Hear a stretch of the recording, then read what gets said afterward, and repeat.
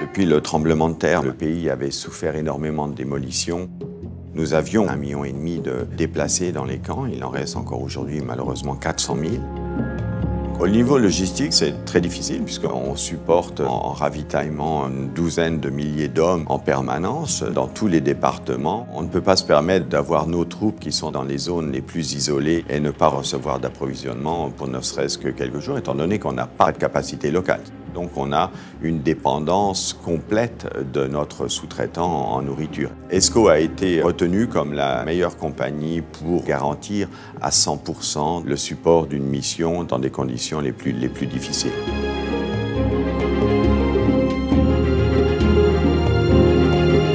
ESCO, c'est une société internationale de logistique. On coopère avec le gouvernement de Monaco pour supporter les Nations Unies avec la fourniture des denrées alimentaires. ESCO donne à manger chaque jour à 60 000 militaires des Nations Unies dans le monde entier. Récemment, la mission d'Haïti nous a demandé de délivrer des marchandises à Jérémie. C'est dans la pointe sud de l'île. On y arrive vraiment avec beaucoup de difficultés.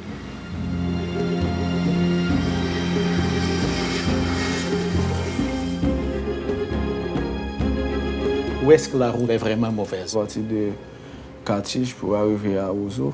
Est-ce qu'il y a beaucoup d'accidents sur la route? J'ai vu déjà un camion qui s'est renversé. Il y a des glissements de terrain toujours? Quand on fait la pluie. On va essayer de faire un peu de la mauvaise route avec toi, mais au plus tard, on va te rencontrer à Jérémie.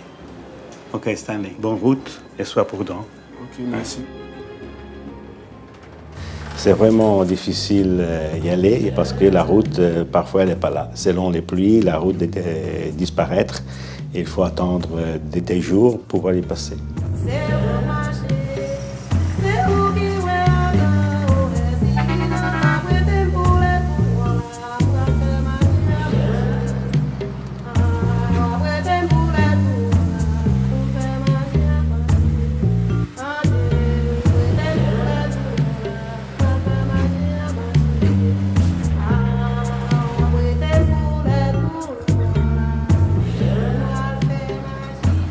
Depuis 20 ans, on a créé une expérience un peu unique pour gérer des contrats dans des pays vraiment difficiles.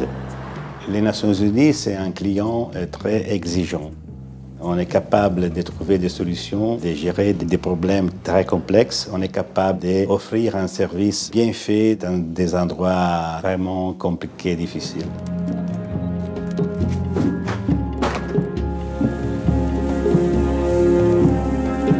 Je travaille chez ESCO depuis 35 ans. Ça me donne la possibilité de comprendre mieux comment la vie se déroule dans le monde.